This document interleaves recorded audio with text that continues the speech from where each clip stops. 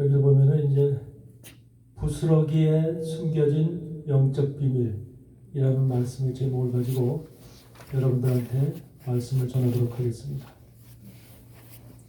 주님은 자신의 자녀들에게 배불리 먹게 하고 싶어 합니다. 자녀들에게. 그래서 이방 여인인 이 헬라인 수로보니게 여인이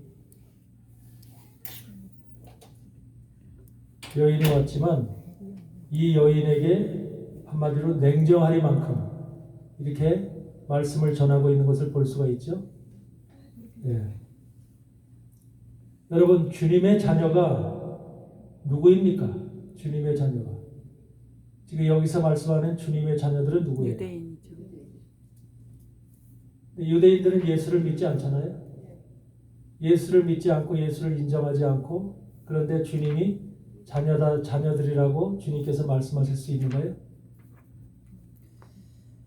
외형적으로 보면은 유대인 같이 보이죠. 외형적으로 보면은 자녀들이라고 할 때 이 말씀을 전할 때 유대인 같이 보이죠. 그렇지만 주님의 자녀는 예수 그리스도를 영접한 자들이 자녀입니다. 아멘. 우리 이방인들이 자녀예요. 이방인 교회의 하나님의 백성들이 자녀입니다. 저들은 암만 하나님의 선민이라고 하고 자기들이 하나님의 백성이라고 하지만 하나님이 보실 때도 예수를 인정하지 않고 영접하지 않는 저들에게는 전혀 하나님의 자녀라고 인정을 안 합니다. 영적 자녀로 보질 않죠. 그래서 표면적 유대인이 유대인이 아니라 이면적 유대인이 유대인이라 그렇게 말씀하셨듯이 이 말씀 속에서 지금 자녀로 떡을 취하여 자녀로 먼저 배불리게 먹게 할지니라고 하는 것은 바로 예수를 영접한 사람들에게 하나님의 백성들에게 진정한 주를 영접하고 주님과 함께 가는 주님의 성령을 받고 주님의 사람이 되어진 이러한 사람들에게 하시는 말씀입니다. 그래서 우리가 성경 말씀을 보실 때 앞으로 이것을 대부분의 지금 우리가 살아온 그 신학이라든지 이런 여러 가지 우리의 그 교단에서 교리라든지 이런 말씀들이 뭐를 얘기를 했냐면 유대인들을 우선적으로 보는 말씀으로 유대인들에게 전하지는 말씀으로 인식해왔고 그렇게 여겨왔다는 거죠. 여러분, 하나님은 유대인의 하나님만이 아니에요. 유대인의 하나님만이 아니라 이방인의 하나님입니다. 아브라함에게 하나님께서 의인이라고 명명하실 때도 아브라함을 믿음의 조상으로 세울 때도 그때는 유대인이 탄생도 하지 않을 때입니다. 그래서 이방인이었을 때 아브라함을 부르시고 그를 의롭다 칭하신 거예요. 그러니까 하나님 안에는 유대인도 물론 그들이 하나님께서 사역을 이루시기 위해서 유대인을 선택했지만 선민으로 선택했지만 이방인에게 더 큰 하나님의 지금 복음을 향한 뜻이 이방인에게 존재하는 거죠. 그래서 예수님도 그렇고 사도 바울도 그렇고 이제는 이방인에게 복음이 갈 것이다. 저들은 예수를 영접할 것이다. 받아들일 것이다 라고 우리 사도행전 28장에서도 얘기하고 있죠. 그러니까 예수 그리스도를 통하지 않고는 유대인이 우리가 하나님의 자녀라고 인정할 수가 없는 거예요. 저 이스라엘의 지금 저들이 율법주의적으로 율법 속에서 살아가는 저들이 자기들 나름대로는 하나님의 자녀다라고 자기들은 고백을 하죠. 그러나 하나님 쪽에서 봤을 때는 전혀 저들은 하나님의 자녀가 아닙니다. 예수를 통하지 않고는 어떤 것도 이룰 수가 없어요. 구원이라는 것, 생명이라는 것을 얻을 수가 없어요. 오직 예수 그리스도, 하나님께서 그게 세우신 법이거든요. 내 아들 예수를 통하지 않고는 어떤 것도 이룰 수 없다고 성경은 우리에게 가르치고 있는 것입니다. 그래서 예수를 통해서만이 우리가 하나님의 자녀로, 주님의 자녀로 인정받을 수 있는 거예요. 그래서 주님의 자녀에게 먼저 배불리 먹겠다. 배불리 먹게 하겠다. 이것이 하나님이 주님께서 의도하신 것입니다. 근데 지금 여기 수로보니게 여자는 딸은 지금 귀신이 들려있죠. 귀신이 들려있어요. 당연히 두로라고 하는 지역은 무슨 지역이에요? 두로에 사는 지역은? 이방 지역이면서 당연히 두로 왕은 어떤 위치에 있습니까? 두로 왕은 사단을 이 땅에 사단을 대표하는 왕이죠. 이 에스겔서 28장을 보면은 두로 왕에 대해서 나오죠. 그래서 두로 왕은 어떤 존재인지, 하나님의 자리를 넘보는 자, 완전한 인으로 만들어졌던 자인데 그가 하나님의 자리를 넘보고, 한마디로 말해서 그래서 하나님께서 그를 갖다가 마지막에는 완전히 그를 패망시키는, 사망 가운데 던져버리는 이와 같은 것을 에스겔서 28장에 기록하고 있습니다. 그래서 두로 지역의 여인이기 때문에 당연히 뭐예요? 귀신이 들릴 수밖에 없는 거예요. 우리가 두로 지역이라고 하는 것이 바로 귀신이 그 자체가 귀신이에요. 귀신이 역사하고 귀신이 함께하는 그곳에 사는 여인, 그 여인의 딸. 근데 그곳에 살아가는 그 여인의 딸이 바로 귀신이 들렸는데, 더러운 귀신이 들렸는데, 그 어머니가 바로 뭐예요? 예수를 만나고 싶은 거죠. 예수 앞에 가서 자기의 딸을 병을 치료받고 싶어 하는 거죠. 오늘날도 우리가 살아가는 이 세상이 두로 왕이 다스리는, 사단의 왕이 다스리는 그런 두로와 같은 지역이에요. 사람들이 모두 살아가는 사람들이 전부 다 대부분이 보면은 하나님이 영적으로 볼 때는 귀신 들린 자가 상당히 많다는 거죠. 귀신 들린 자가. 근데 자기 자신이 귀신 들린지도 모르고 살아가는 거예요. 이것이 현실의 모습이죠. 세상을 짝하고 모든 것을 갖다 돈을 짝하고 세상의 모든 즐거운 것을 짝하고 이러면서 이런 것을 바라보면서 원하면서 살아가는 현실. 이것이 바로 사단이 만들어놓은 오늘의 세상이면서 사람들은 그 세상을 향해서 열심히 달려가고 있죠. 그래서 이런 사람들이 사실은 귀신의 역사를 통해서 귀신 들린 자들이에요. 근데 본인들은 절대로 귀신이 들렸다는 생각을 갖지 않죠. 여기서 우리가 하나님의 자녀가 누구냐, 육적 이스라엘 자녀냐, 아니면 이방인의 자녀를 가리키느냐, 이면적인 유대인이 되어진 이방인들을 가리키느냐. 여기서는 여러분들은 이면적 유대인들을 말씀한다라는 것으로 받아들이기 바랍니다. 하나님이 영적으로 볼 때는 이면적 유대인들인 이방인을 향해서 하시는 말씀입니다. 그래서 여러분들은 그렇게 이해하시기 바라고요. 그런데 자녀의 떡을 취하여 개들에게 던짐이 마땅치 않도다라고 하는 말씀을 하셔요. 개들, 여기서 개들이 등장하죠. 자녀의 떡을 취하여. 여기서 떡은 뭡니까? 말씀이죠. 바로 우리가 요한복음 6장에 보면은 무슨 말이 나와요? 내가 참떡이다. 주님은 자신을 참떡이라고 얘기하면서 생명의 떡이라고 얘기하죠. 그래서 이 떡을 먹는 자는 바로 생명을 얻을 것이고 영생을 얻을 것이고 내가 마지막 날에 그를 반드시 살리리라. 그렇게 말씀하죠. 여러분 요한복음 6장에 한번 보시기 바랍니다. 요한복음 6장을 펴보세요.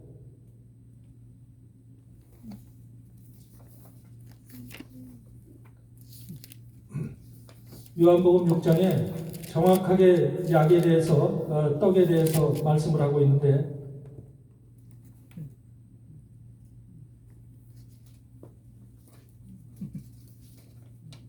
31절을 보면 기록된 바 하늘에서 저희에게 떡을 주어 먹게 하였다 한과 같이 우리 조상들은 광야에서 만나를 먹었나이다. 예수께서 이르시되 내가 진실로 너희에게 이르노니 하늘에서 내린 떡은 모세가 준 것이 아니라 오직 내 아버지가 하늘에서 내린 참떡을 너희에게 주시나니. 참떡을 너희에게 주시나니. 그러니까 만나, 광야에서 먹었던 이스라엘 백성들이 만나가 하나님의 참떡이라는 거예요. 참떡. 근데 하나님의 떡은 하늘에서 내려 세상에 생명을 주는 것입니다. 아멘? 아멘. 그러면서 35절에 뭐라고 그래요? 예수께서 가르치되 내가 곧 생명의 떡이니 이런 말씀을 하세요. 그러면서 48절에도 무슨 말씀을 하시냐면 내가 곧 생명의 떡이로다. 그러면서 51절에는 나는 하늘로서 내려온 산떡이니 사람이 이 떡을 먹으면 영생하리라. 나의 줄 떡은 곧 세상의 생명을 위한 내 살이로다. 주님의 떡이 주님의 살이래. 예수님의 살이 바로 하나님이 우리에게 주시는 떡이래. 이 말씀을 여러분들이 무슨 의미를 가지고 있는가를 정확히 이해하셔야 되는데 53절을 보면은 예수께서 이르시되 내가 진실로 진실로 너희에게 이르노니 인자의 살을 먹지 아니하고 인자의 피를 마시지 아니하면 너희 속에 생명이 없느니라. 내 살을 먹고 내 피를 마시는 자는 영생을 가졌고 마지막 날에 내가 그를 다시 살리리라. 내 살은 참된 양식이요 내 피는 참된 음료라. 내 살을 먹고 내 피를 마시는 자는 내 안에 거하고 나도 그 안에 거하나니. 지금 여기서 떡이 살로 변했어요. 살로. 이게 무슨 의미입니까? 예수님이 이 땅에 육신을 입고 오실 때에 예수님의 육체에는 뭐가 담겨 있었어요? 바로 말씀이 담겨져 있었어요. 말씀. 예수님의 육체 속에는. 그러니까 우리와 달리 예수님의 육체 속에는 말씀이 담겨져 있었고 그 말씀은 바로 떡인 거예요. 예수님이 이 땅에 오셨을 때 무슨 말씀이 담겨져 있었을까? 구약의 말씀이에요. 구약의 말씀. 모세 율법과 선지자의 그린 구약의 말씀 자체를 몸으로 육체에 가지고 내려오신 거예요. 그것을 복음으로 입으로 선포할 때 복음으로 선포하시는 거예요. 구약 속에 있는 말씀이 떡을 갖다가 복음으로 선포하신 것이 신약의 말씀입니다. 그래서 구약과 신약이라고 하는 것은 떨어질 수 없는 관계를 가지고 있는 불가분의 그런 연결선상에 있는 그런 말씀인 거죠. 그러니까 구약으로부터 모든 것이 나온 거예요. 구약으로부터 모든 것이 나오고 그것에부터 모든 영양분이 공급되어져서 신약이라는 말씀이 나오는 것입니다. 예수님 자체는 말씀 자체를 가지고 나오신 거예요. 구약의 말씀 자체를. 그게 떡이에요. 그래서 내 살이라고 하는 거예요.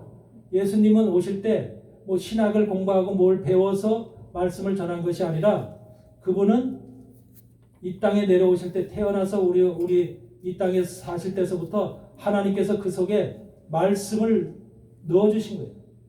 그래서 육체 자체가 그의 하나님의 말씀 자체인 거예요. 그래서 그 말씀을 가지고 선포할 수가 있었던 거예요. 여러분들도 마지막 증인들은 우리가 계시록 11장에 나오는 증인들이 있죠. 그 증인들은 바로 육체 속의 말씀을 가지고 있어야 돼요. 여러분도 말씀을 가지고 있어야 돼요. 성경을 들고 나가서 성경을 가지고 여러분들 말씀을 읽고 선포하는 것이 아니라 여러분 자체가 말씀이 되어야 돼요. 증인들 자체가 말씀이 되어야 돼요.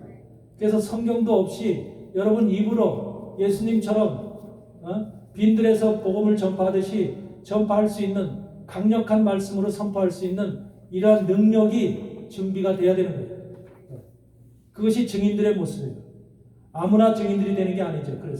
그래서 이렇게 예수님은 바로 말씀을 가지고 이 땅에 오신 거예요. 그것을 표현하는 것이 바로 뭐냐면 요한복음 2장에서 가나의 혼인잔치에 말씀이 나오죠. 요한복음 2장에 가나의 혼인잔치에 말씀이 나오면서 가나의 혼인잔치는 뭐예요? 바로 물항아리 몇 개? 6개. 물항아리 6개 물이 가득 차 있지요. 그 자체가 뭐예요? 바로 예수 그리스도와 이 땅에 오신 육신을 입고 오신 예수 그리스도의 몸 안에 물항아리 6으로 물항아리 6이라는 것은 바로 우리와 동일한 육체를 입고 오신 의미를 가리키는 것이고 그 안에 바로 하나님의 말씀으로 물이라는 말씀으로 구약의 말씀으로 가득 채워져 있다. 그것을 가리키는 거예요. 그래서 예수님이 구약의 말씀으로다가 가득 채워져서 오신 거예요. 그런데 그것을 갖다가 연회장에 제자들이 떠다 주지요. 연회장에 물을 떠다 주니까 그 물을 먹은 자들이 바로 뭐예요? 그거를 물로 먹는 것이 아니라 좋은 포도주로 받아 먹지요. 그것이에요. 바로 예수님 속에 있는 구약의 말씀들이 물항아리 6 속에 있던 그 말씀들이 물로 떠다 주니까 마시는 우리는 신약시대 사람들은 예수님이 오셔서 그 물을 갖다 떠다 주니까 바로 사도들을 통해서 떠다 주니까 그 물이 우리 안에서는 뭘로 바뀌어요? 생명의 복음, 피로 다시 말해서 포도주로 피로 바뀌는 거죠. 이와 같은 것이 바로 예수님께서 우리에게 그 구약의 말씀이 예수 그리스도의 제자들을 통해서 그 전달이 되면서 연회장에 전달이 되면서 그 물을 먹은 자가 처음에 포도주를 먹은 게 아니에요. 포도주를 먹은 게 아니라 물을 먹었는데 그게 속에서 우리 안에서 포도주로 바뀌더라는 거죠. 그렇죠? 근데 여러분들 생각해 보세요. 물을 떠다 주고 포도주라고 떠다 줬어요. 제자들이 포도주라고 떠다 줬어요. 그러면 만약에 지식이 있고 아주 이게 똑똑한 사람이라면 야 이건 물이잖아. 이게 무슨 포도주야. 그러고서 버릴 수 있죠. 그래 안 그래요? 바로 우리가 똑똑하고 지식이 있고 뭔가를 배운 자 같으면은 그걸 따질 거라고요.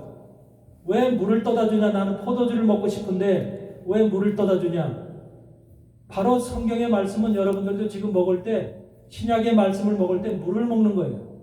물을 먹는데 그 물이 내 안에 들어가면 목구멍을 타고 들어가서 내 속에 들어가는 순간에 포도주로 바뀌는 거예요. 예수님의 피로 바뀌는 거예요. 이게 물이 우리 안에서 변화되어지는 모습입니다. 하나님의 말씀이 우리 안에서 변화되어지는 모습이에요. 포도주를 떠다 줬는데 포도주를 마신 게 아니라 물을 떠다 줬는데 포도주로 변하는 게 이게 바로 구약의 말씀을 떠다 줬는데 이것이 우리 안에서 신약의 복음으로 변화되어지는 과정을 얘기를 하는 것입니다. 예수님은 이런 모습으로 이 일을 하기 위해서 오셨다는 거예요. 아멘? 그래서 여러분들이 지금 신약을 읽을 때, 신약의 말씀을 읽을 때 신약의 말씀 자체가 뭐예요? 그 포도주예요? 물이에요? 포도주로 변한 말씀이에요? 그냥 물이에요? 신약 말씀, 포도주로 변한 거죠. 이 말씀이 여러분 속에 들어가야 되죠. 물이 들어가야 되죠. 물이 들어갔을 때 물이 들어간다는 건 뭐예요? 내가 그걸 받아들인다는 거죠. 물을 받아들인다는 거죠. 물을 받아들였을 때 내 속에서 그것이 뭐가 돼요? 포도주가 피로 바뀌죠. 피로 바뀔 때는 어떻게 되는 거예요?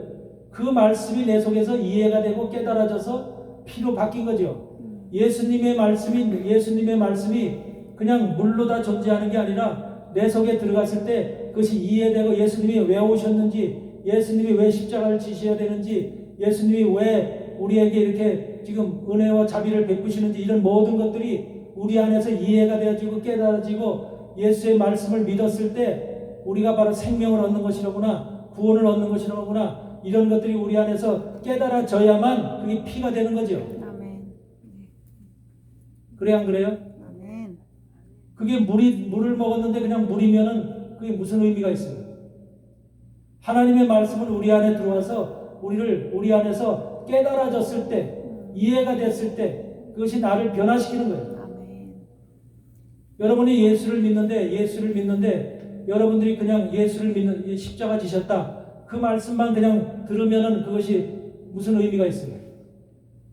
아, 예수님이 십자가 지신 것이 나를 위해서 죽으셨구나. 나를 위해서 피를 흘리셨구나. 내가 바로 저 예수님의 십자가 사건을 내가 받아들이고 내가 믿고 저걸 갖다 인정을 하고 내가 저 모든 사건을 영접을 하게 되면 어떻게 돼요? 그렇게 되었을 때 우리 안에서 그 말씀이 포도주로 피로 바뀌는 거예요. 이해함이 없이 깨달음이 없이 변화되는 건 없어요. 여러분들도 세상 일을 할 때 똑같지요. 어떤 일을 할 때 그 일에 대한 모든 것들을 깨달았고 이해가 되고 아, 일이 이런 것이로구나, 이렇게 되어지는 것이로구나라는 것을 알 때 우리가 그 일을 행할 수 있죠. 만약에 이해가 안 되지는 그 일 자체를 갖다가 내가 무슨 일인가, 이게 어떤 일인가, 이게 무슨 일인가를 깨닫지 못하고 이해가 못한다면 어떻게 진행이 되겠어요? 잘못되겠죠. 그리고 엉뚱하게 돼버리겠죠. 세상의 일도 마찬가지요. 공부하는 것도 마찬가지고 공부할 때 그것이 이해되고 깨달아져야만 우리가 하나하나 단계가 올라가고 정말로 학위도 따고 하는 것이지 이해가 안 되는데 무슨 공부를 할 수가 있어요. 성경의 말씀 마찬가지죠. 하나님의 말씀의 물이 우리 안에 들어왔을 때 우리 안에서 물로다가 있는 것이 아니라 물이 포도주로 반드시 변해야만 우리가 생명을 얻는 것이기 때문에. 아멘? 그런데 그 생명이 만약에 물로다 그냥 존재하고 있다면 아무 의미가 없는 거죠. 신약에 우리가 지금 신약 시대의 하나님의 사람들로 우리가 살고 있지만 말씀을 이해하고 깨닫는 것이 중요한 거죠. 말씀을 읽는 것이 중요한 것이 아니라 그 읽는 것이 내 속에서 깨달아지고 이해가 되어져서 이것이 내 속에서 나를 변화시킬 수 있는 능력으로 바뀌어야 되는 거죠. 아멘. 이것이 중요한 것입니다. 근데 대부분의 지금 많은 사람들이 그걸 이해를 못해요. 그냥 성경 많이 읽으면은 되어지는 줄 알고. 여기에서 지금 분명히 그러잖아요. 내 살과 내 피를, 인자의 살과 인자의 피를 마시지 아니하면, 먹지 아니하고 마시지 아니하면 너희 속에 생명이 없다. 예수님 육체 자체가 구약의 말씀이고 살로 오신 거예요. 살로. 말씀 자체는. 우리의 육체는 죄악의 육체로 만들어졌죠. 죄를 질 수밖에 없는 육체로 만들어졌죠. 예수님은 성령으로 잉태되어져서 육신 자체에 죄악이라는 것이 없이 이 세상에 온 거예요. 아멘? 아멘. 근데 우리의 모든 죄를 대신 지신 거예요. 그래서 죄악이 없기 때문에. 흠없는 양으로 오셨기 때문에 흠없는 양이래야지 죄악을 뒤집어 씌울 수 있죠. 흠 있는 양이 어떻게 죄악을 뒤집어 씌울 수 있어요? 구약시대에 우리가 소나 양이나 염소를 하나님 앞에 제물로 드릴 때도 흠 없는 것으로 드리잖아요. 그래야 거기에 죄악이 넘어가죠. 예수님도 이 땅에 오셨을 때 흠 없는 사람으로, 흠 없는 몸으로 왔기 때문에 우리의 죄악을 모두 감당할 수가 있었던 거예요. 그래서 그 죄악을 감당하면서 동시에 십자가를 죄의 값은 사망이기 때문에 십자가를 지시고 돌아가실 수밖에 없는 것이 예수님의 바로 신약의 복음에 우리한테 전해주는 말씀입니다. 이해되시죠? 아멘. 네. 그래서 예수님 자체는 바로 여기서 예수님의 살과 피를 먹고 마셔야 된다. 살은 바로 예수님의 구약의 말씀을 얘기합니다. 구약의 말씀, 피는 신약의 복음의 말씀. 근데 살은 먹는 것이고 피는 마시는 거죠. 그래서 구약과 신약은 먹고 마시는 건데 여러분들 신약의 피 같은 것은 물이잖아요. 피가. 그러니까 우리가 마시기가 쉬워요, 어려워요? 쉽죠? 근데 살은 어떻게 해요? 씹어야 되죠? 씹어야 되고 어떻게 돼요? 소화시켜야 되죠? 먹고 소화시켜야 되죠? 이것이 힘들잖아요. 그래서 구약의 말씀이 힘든 거죠. 거기서 씹고 이것을 내 것을 만들어서 삼켜서 영양분이 돼야 되죠. 내 속에서. 영양분으로 변화돼야 되죠. 이것이 구약의 말씀의 그 참된 모습이죠. 그러니까 구약의 말씀들을 사람들이 어려우니까 기피하는 거죠. 기피하고 그 말씀을 대체적으로 어렵다, 이스라엘의 역사다 하면서 그것을 갖다가 깊게 연구를 하지 않는 거죠. 그러니까 구약의 말씀 속에는 바로 이같이 예수 그리스도라는 의가 가득가득 담겨져 있는데, 의라는 씨가 가득가득 담겨져 있는데 이것을 끄집어내지 못하는 것이 문제라는 거죠. 바로 여러분들이 떡을 먹을 때 여러분도 만약에 떡을 지금 먹는다고 생각을 해보세요. 온전한 떡을 여러분들한테 지금 갖다 주고서 그걸 먹을 때는 기분이 괜찮지요? 좋지요? 근데 누가 먹다 남은 거 부스러기를 갖다 주면서 먹으라고 할 때는 어때요? 에? 기분이 좋아요, 나빠요? 먹겠어요, 안 먹겠어요? 그런데 하나님의 말씀 속에서 온전한 떡을 먹는 자들이 있고 부스러기를 먹는 자들이 있는 거예요. 부스러기. 바로 이게 문제인 거죠. 여기서 온전한 떡은 바로 그 자체가 하나님의 말씀이 모든 것이 그 안에 정말로 생명의 말씀이 그 안에 온전한 떡으로 그 안에 다 들어있는 거죠. 그러니까 그 떡을 먹고 내가 소화를 시키고 내 영양분을 섭취하면은 그 안에서 생명이 우리 안에서 생명화되는 거죠. 변화되는 거죠. 그런데 만약에 부스러기를 먹었다는 것은 뭐예요? 그 떡이 깨어진 거죠. 깨어져서 조각난 거죠. 그렇기 때문에 조각난 것을 먹고 부분적인 것을 먹으면 어떻게 될까? 잘못 깨닫게 되고. 이 부스러기를 뭐라고 얘기하냐면요. 헬라어로는 푸시키온이라고 해요. 푸시키온이라는 말을 쓰는데 이게 뭐냐면 어떤 의미를 가지고 있는 것이냐면 바로 우리가 저기를 보면 알 수 있어. 요한복음 13장을 한번 펴보세요.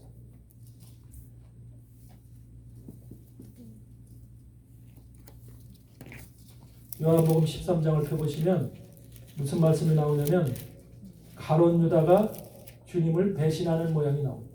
그렇죠? 주님을 배신하는 모양이 나옵니다. 13장 26절에 예수께서 대답하시되 내가 한 조각을 찍어다가 주는 자가 그니라 하시고 곧 한 조각을 찍으셔다 가롯 시몬의 아들 유다를 주니라. 근데 조각을 받은 후에 곧 사단이 그 속에 들어간지라. 이에 예수께서 유다에게 이르시되 네 하는 일을 속히 하라.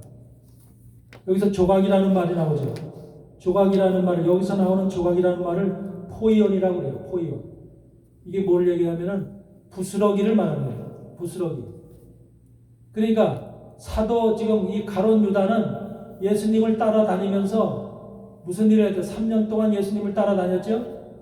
따라다녔는데 다른 제자들과 달리 주님이 전해주는 말씀 속에 온전한 떡을 받아 먹은 것이 아니라 뭘 받아 먹었다? 부스러기를 받아 먹었다는 거예요. 부스러기. 그거를 주님이 지금 이 말씀 속에서 마가의 다락방의 잔치 속에서 이걸 지금 가롯 유다에게 너는 지금까지 부스러기를 먹었잖아. 그걸 지금 말씀하시는 거예요. 그래서 이 주님이 부스러기를 주는 거예요. 부스러기를. 이 부스러기를 먹게 되면 어떻게 되느냐? 이 부스러기를 먹은 자들의 결과가 뭐냐면 바로 그것을 퀴온이라고 해요. 퀴온이라고 해가지고 개가 되고 이단자가 되고 우상숭배자가 되고 그런 거예요.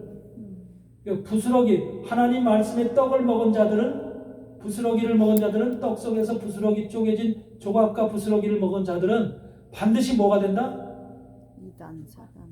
이단자가 된다. 이단자. 그러니까 예수를 파는 이단자가 되는 거예요. 여러분, 현재 이단 교회들이 전부 다 부스러기를 먹고 그 부스러기를 가지고 주장하는 거예요. 주장하는 거예요. 하나님의 말씀의 온전한 떡이 아니라, 온전한 떡에는 거기에는 모든 것이 순서별로 첫째, 둘째, 셋째 모든 것들이 다 갖춰져 있죠. 근데 부스러기를 먹으면, 부스러기를 뚝 떼어서 그걸 갖다 먹이면 이 말씀의 참이 뭔지, 진리가 뭔지, 온전함이 뭔지를 발견할 수가 없죠. 가롯 유다가 부스러기를 먹은 거예요. 조각을. 조각을 먹으니까 그동안 3년 동안 예수님이 다른 제자들과 달리 이 가롯 유다는 주님으로부터 먹은 것이 바로 이 부스러기라고 하는 조각을 받아 먹었다는 사실. 이것을 여러분들이 명심해야 됩니다. 그래서 우리는 하나님의 말씀을 먹을 때 온전한 떡을 먹어야 돼요. 온전한 떡. 이것이 중요한 거예요. 그런데 상당히 많은 지금 이런 교회들에서 조각들을 전해. 조각들. 특히 요한계시록 같은 경우는 더욱더 조각들을 전하는 거예요. 조각들을. 그럼으로 인해서 성도들이 그 조각을 먹음으로 인해서 깨닫지 못하고 알지 못하고, 현대 교회라고 하는 것이 바로 자유주의 신학을 현대 신학이라고 해요. 현대 신학. 1799년대 슐라이 에르마이어에서 만들어진 자유주의 신학을 그 이후부터는 전부 다 조각을 먹이는 일들을 해왔어요. 조각을. 그래서 조각을 먹은 결과가 오늘날의 수많은 교회들이 잘못된 교회로. 이단 교회들도 많지만 정상적인 정통적인 교회라고 하는 것들도 하나님의 말씀에 온전한 떡을, 생명의 떡을, 참떡을 먹이지 못하고 조각들을 먹이고 있다. 근데 사람들은 그 조각을 먹을 때 기뻐하고 있어요. 여러분, 조각을 띄었을 때 사람들에게, 이 성도들에게 필요한 거, 좋은 거, 감정적으로 받아들일 수 있는 요 조각들을 띄겠죠. 성도들하고 관계없는 조각을 띄지 않겠죠. 근데 어린아이와 같은 신앙을 가진 자들은 그것을 그대로 받아들인다는 거죠. 하나님의 말씀으로. 한번 볼까요? 에베소 4장을 한번 펴보세요. 에베소 4장을 한번 펴보시면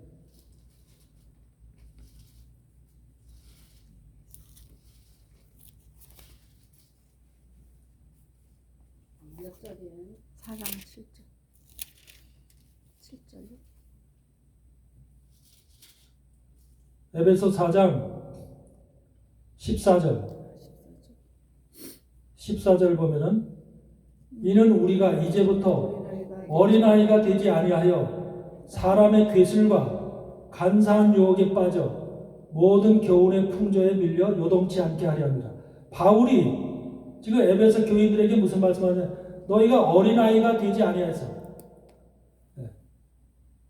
여러분 어린아이는 속아요 안 속아요? 속아요. 얼마든지 어른들이 속일 수 있죠. 얼마든지 어른들이 속일 수 있어요. 애들 가지고 장난 놀잖아. 그래서 이 영적인 어린아이가 되면은 사람의 괴술이라고 하는 것은 다른 말이 아니야. 교활하다, 노련하다, 또 이것이 잔꾀, 이런 것을 얘기하는 거예요. 잔꾀. 이런 괴술에 속아 넘어간다는 거죠. 그러면서 간사한 유혹에 빠져서 모든 교훈의 풍조에, 이 교훈의 풍조라는 것은 지금 현대 교회 교리의 풍조에 빠져서 요동치 않게 하려 합니다. 이게 이제 뭐예요? 그렇게 위해서 뭐라 해야 돼요? 분별. 우리가 13절에 보면은 그리스도의 장성한 분량에 충만한 데까지 이르르니, 그리스도의 장성한 분량에 충만한 데까지 이뤄야 된다는 소리예요. 네. 하나님의 말씀에 장성한 분량을까지 채워지려면 조각을 먹고 부스러기를 먹는 것이 아니라 온전한 떡을 먹어야 될 거 아니에요. 온전한 떡을. 네. 그리고 그 온전한 떡을 통해서 떡을 먹고 또 온전한 예수님의 말씀의 물, 신약의 물, 복음의 물을 먹고 그것이 내 속에서 포도주로 바뀌어야 될 거 아니에요. 네. 이것이 주님께서 장성한 우리 분량에게 장성한 분량이 이를 때까지 우리한테 요구하시는 이런 모습이라는 거죠. 영적인. 왜 사람들이 이거 이단에게 속고 할까? 잘못된 것에 설까? 조각들을 먹기 때문에, 부스러기를 먹고 살아왔기 때문에, 신앙생활을 했기 때문에. 이런 것을 여러분들 분명히 이해하셔야 됩니다.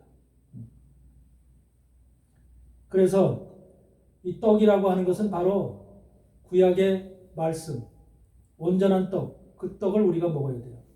그래서 구약의 말씀 속에서도 정말로 우리가 신실한 떡을 먹어서 그 떡이 우리 안에 들어왔을 때 예수 그리스도의 영양분이 우리 안에 흡수가 돼야만 그것이 온전하게 생명으로 바뀌는 것입니다. 그런데 여기서 개들이 나오잖아요. 개들이. 그렇죠? 개들은 어떻게 해요? 개들은 부스러기를 먹는다 그러죠. 그러면 이 개들에 속한 부스러기에 속한 이들은 과연 누구를 지칭하는 말일까? 사단의 졸개들 아닐까요? 여기서 개들이라고 하는 것은 헬라어로는 퀴나리온이라고 해요. 퀴나리온이라고 하는데 이 퀴나리온이라고 하는 말이 퀴온이라고 하는 그 원형에서 나온 말이에요. 퀴온이라는 원형에서 나온 퀴나리온인데 그 원형의 의미는 뭐냐면 이 개들이라고 말의 원형의 의미는 바로 우상 숭배자 또 이단자를 가리키는 말이에요. 이단자. 개들을 가리킬 때 바로 성경에 개들이 나와야 안 나와요? 에베소 3장 2장에도 나오죠. 3장 2절에도 나오죠. 또 우리 요한계시록 22장 15절에도 나오죠. 개들이 나오죠. 우리 계시록 22장 한번 펴보세요. 계시록 제일 마지막.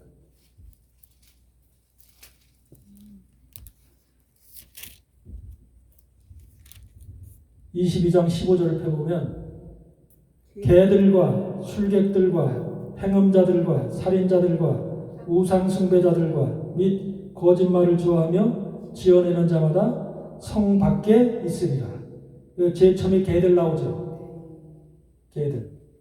하나님의 말씀을 한마디로 부스러기를 먹었던 자들이 개들이 되는 거예요. 개들. 그러니까 말씀을 듣는 것이 얼마나 지금 중요한 것인지 여러분들 이해하셔야 돼요. 여러분들 부스러기를 전하는 말씀의 조각이나 부스러기를 전하는 그 주의 종들이 성도들에게 알맞는 딱 맞는 부스러기를 전하겠어 안 전하겠어요? 그렇겠죠. 아무 부스러기나 주지 않겠죠. 성도들의 그 부스러기를 먹은 성도들이 은혜 받았다, 기쁘다 이렇게 느낄 정도의 부스러기를 전하겠죠. 그것이 지금의 대부분의 모든 많은 교회들에서 있는 현상이라니까, 현실이라니까. 부스러기를 먹으면서도 그게 부스러기인 줄 몰라. 그게 하나님의 진리의 말씀인 줄 알고 그것이 하늘로부터 내려온 신령한 말씀으로 착각하고 있는 거예요. 왜? 영적 분별이 아니에요. 어린아이 같은 영을 가지고 있기 때문에. 여기서 개들과 술객들, 행음자들, 살인자들, 우상숭배자들, 거짓말하는 자들 성 밖으로 쫓겨난다는 거예요. 이 계시록 22장의 마지막에 모든 심판이 끝나고 바로 결과를 지금 말씀하시는데, 심판의 결과를 얘기를 하시는데 그 말씀 속에 바로 개들이 포함되어 있는 거예요. 제일 처음으로. 우리가 얼마나 말씀을 조심스럽게 정말로 들어야 되는지, 이 말씀이 참된 떡이냐 포도주냐 예수님의 살이냐 피냐 라고 하는 것을 정확히 깨닫고 이해할 수 있는 영적인 그런 우리의 모습이 되어야 된다. 에베소 3장에서 주님이 바울을 통해서 뭐라고 해요? 너희는 넓이와 높이와 길이와, 우리가 하나님의 말씀에 어떤 넓이와 높이와 폭과 길이와 이런 것들을 가져야 된다고 그러죠? 우리가 여러분들을 떡을 먹을 때 떡을 오래 씹어야 되죠? 그냥 잠깐 씹어서 삼켜요? 한두 번 씹어서? 그러면 속에서 얹히죠? 소화가 안 되죠? 구약의 말씀 자체가 그렇다는 거예요. 구약의 말씀 자체가 오래 씹어야 되는 거예요. 오래 씹어야지만 그 속에서 떡 속에 있는 고소함이 우리가 느낄 수 있다는 거예요. 그 고소함이 뭡니까? 떡을 먹었을 때 우리 고소함, 맛있다, 이런 느낌이 뭐예요? 그렇죠. 우리 안에 깨달음이죠. 아, 이 말씀이 이런 뜻이로구나 라고 하는 깨달음이죠. 이 떡 속에 이런 의미가 들어있구나 라고 하는 깨달음이 우리에게 왔을 때 우리의 그것을 고소함으로 느끼는 거죠. 구약의 말씀은요, 오래 씹어야 되는 거예요. 오래 묵상해야 되고 오래 삼고해야 되는 거예요. 신약의 말씀은 어때요? 포도주는 물을 마시면 돼요. 물을 그냥 꿀꺽 마시면 돼요. 근데 그 물이 내 속에서 피로다가 포도주로 바뀌려면 내가 그만큼 어떻게 돼야 돼요? 여러분 자신이 어떻게 해야 돼요? 하나님의 말씀을 사모함이 있어야 돼요. 예수님에 대한 간절함과 사랑, 사모함과 사랑이 있어야 돼요.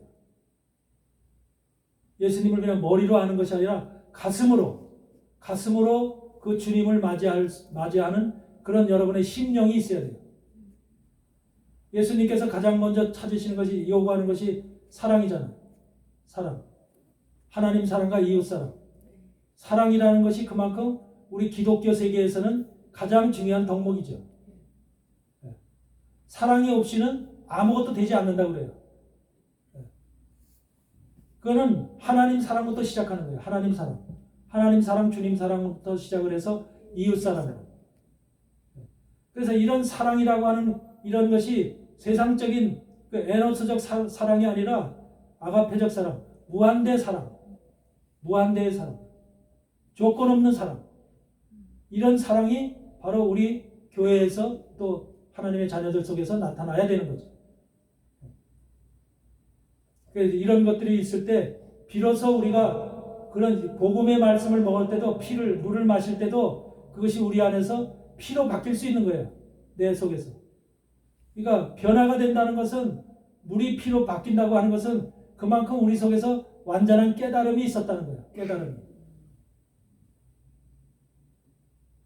연회장에서 이 물을 받아 마신 그 연회장 사람이 뭐라고 고백을 합니까? 가나 혼인잔치에서. 네? 사람들이 원래 잔치를 할 때 좋은 포도주를 먼저 내고 덜한 것을 나중에 낸다. 그랬다고 그랬죠. 그런데 당신이 가져온 이 포도주는 지금 가져온 이 포도주가 더 좋다. 훨씬 좋다 그러죠. 예수님의 피가, 예수님의 생명의 피가 더 좋다는, 구약의 말씀보다, 구약보다 훨씬 더 우리에게 생명을 주고 우리에게 기쁨을 주고 우리에게 더욱더 좋은 포도주라는 거죠. 그래서 예수님 자신이 바로 여기서 연회장의 사람들은 바로 지금 여러분이나 나 우리 같은 사람들이에요. 지금도 예수님은 우리에게 계속해서 물을 갖다 날라다 주고 있어요. 물을 갖다 날라다 주고 있고 여러분들은 그 물을 마셔서 여러분들이 예수님의 생명의 피로 지금 이 속에서 받아들여야 돼요. 이것이 중요한 거죠. 그래서 개들이라고 하는 것은 철저하게 부스러기를 먹는 자들. 여러분 개들한테 식량을 음식을 갖다 줄 때도 다 부숴서 갖다 주잖아요. 네. 그렇죠? 온전한 거 갖다 그대로 줘요. 그래서 이 개들이라고 하는 것이 바로 오늘날 지금 세상의 개들 얘기를 하는 것이 아니라 교회 안에 하나님의 말씀 속에 또 하나님의 자녀들 속에 교회 안에 개들이 있다는 거예요. 개들이. 교회 안에. 수없이 많은 개들이 있습니다. 근데 요새는 세상에 개 좋아하는 세상이다. 집안에서 개 키우고 하는 세상이다. 그러다 보니까 그 개념 자체가 아주 흐릿해져 버렸죠. 교회 안에 개들이 얼마나 많은지 몰라요. 진짜로. 부스러기를 갖다 주면서 그 부스러기를 갖다가 성도들한테 먹이는 거예요. 성도들한테 부스러기를 먹여. 그러므로 인해서 그 부스러기를 먹은 성도들은 아멘 아멘 하고 있고 그걸 갖다 은혜 받았다라고 고백하고 있는 것이죠. 얼마나 영적으로 지금 무딘 세상인지 혼돈의 세상인지를 알아야 되죠. 우리가 사는 이 세상은 바벨론과 같은 세상이에요. 바벨론이라는 것이 바벨이라고 하는 것이 혼돈과 혼잡하다는 세상이잖아요. 지금 세상이 얼마나 혼잡해요. 저쪽에서 지금 중동 쪽에서는 전쟁이 난리죠. 사람들이 죽어나가죠. 완전히 극과 극이 대적하면서 지금 서로 치고받고 하죠. 앞으로 더 어떤 것이 지금 나타날지 몰라요. 우리 2026년도에는요. 여러분들 무슨 해라고 그랬어요? 붉은 말. 붉은 말의 해라고 그랬죠. 네. 붉은 말의 해. 엄청난 사건들이 많이 생기고 전쟁이 터지고 그런 해예요. 2026년도가. 저 전쟁을 지금 이란과 미국의 이스라엘의 저 전쟁을 통해서 어떤 것이 더 나타날지는 우리도 예상을 할 수 없지만 좋은 일들은 안 나타납니다. 저거를 통해서 테러, 미국의 테러가 될 수도 있어요. 저 사람들이 미국에도 지금 상당히 많은 저들의 세력들이 이란 쪽에 이슬람 혁명 수비대 그 세력들이 여기서 잠입해 있겠죠. 이슬람 세력들은 똘똘 뭉치는데 뭐가 있잖아요. 네. 그렇죠? 저 위스콘신 미네소타주 저기는 오바마 대통령 때 오바마가 이슬람 사람들 90% 이상의 이민자들 받아들일 때 90% 이상의 이민자들을 이슬람 사람들을 받아들였어요. 오바마 때. 어디요? 그래가지고 그 사람들의 정착지를 어디로 만들어놨냐면 위스콘신주 미네소타주 북쪽에. 거기서 지금 얼마나 문제가 많은지 몰라요. 근데 정부 관료도 거기에 주 의원도 이슬람 사람들이에요. 주지사도 그 사람을 한패거리에요. 그렇게 해서 지금 그런 사람들이 거기서 지금 살고 있어요. 떼거리로 살고 있다고요. 결과적으로는 뭐냐면 그들 세력을 받아들인 이유는 미국의 기독교를 없애기 위해서. 기독교 세력을 완전히 파괴시키기 위해서.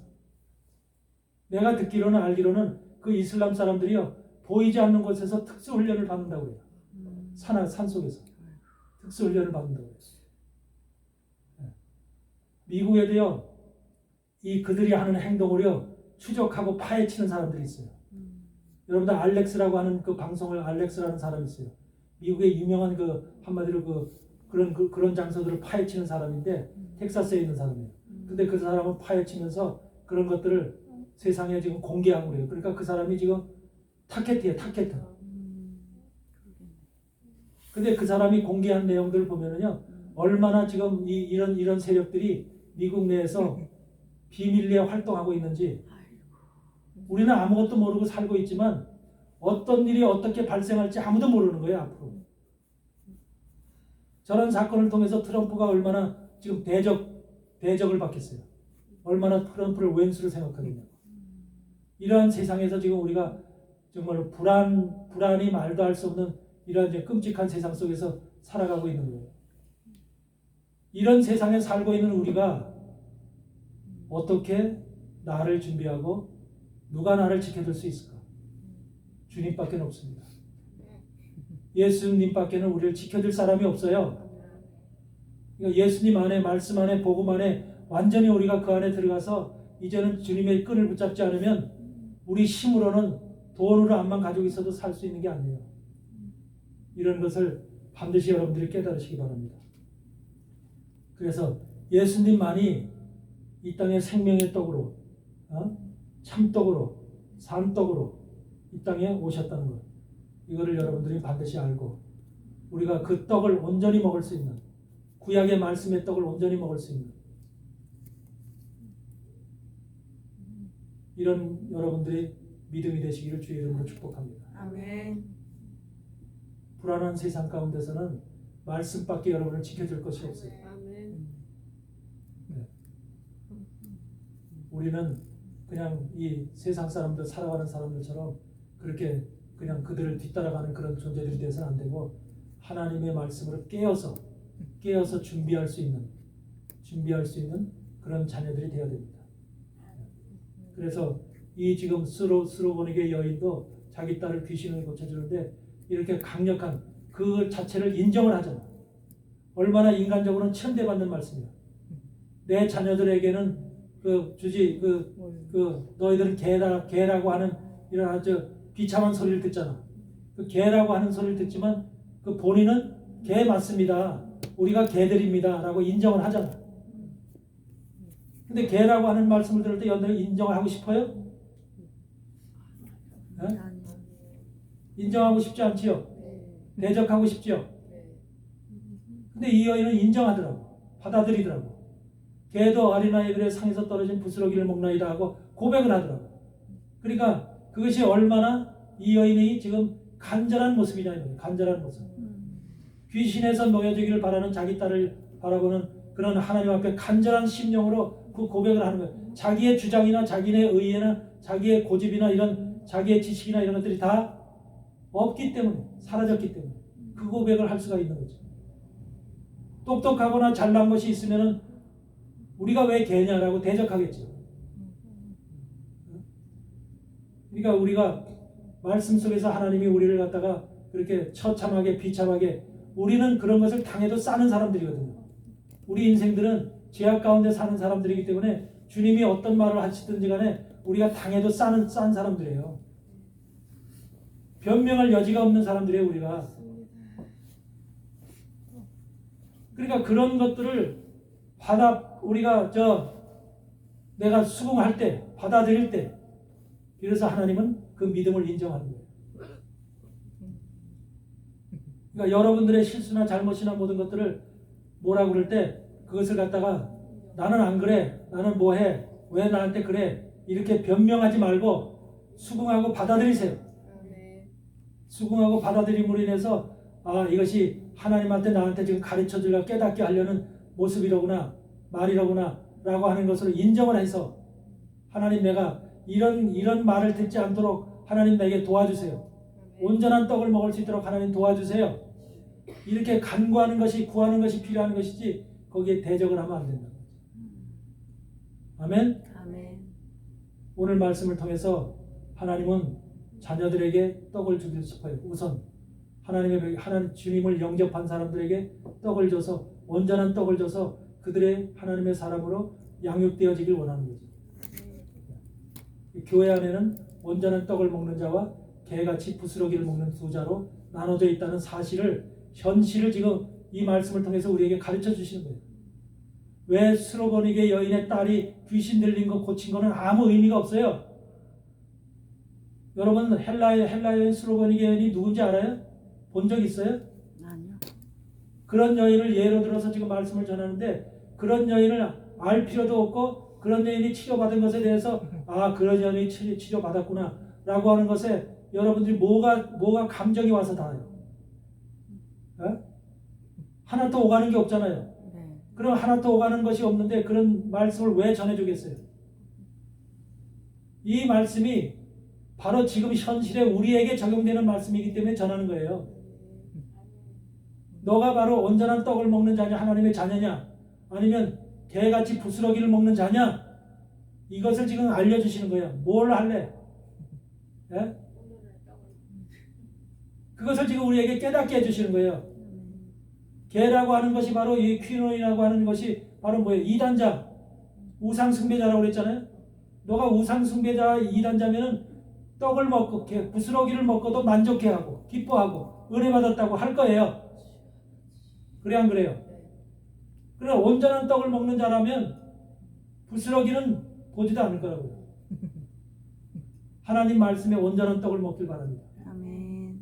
온전한 떡을 전할 수 있는 종을 찾는 것도, 종을 발견하고 그 종의 말씀을 듣는 것도 이게 귀한 축복이에요. 아멘. 부스러기를 전해주는 종의 말씀을 듣고 그걸 은혜다 축복이라 생각하는 그런 불쌍한 영혼들이 되니까 여러분들이 영적인 장성한 자가 되어서 그런 어린아이같이 되지 아니하고 모든 것을 분별할 수 있는 이런 자들이 되어지기를 주님의 이름으로 축복합니다. 아멘. 감사하시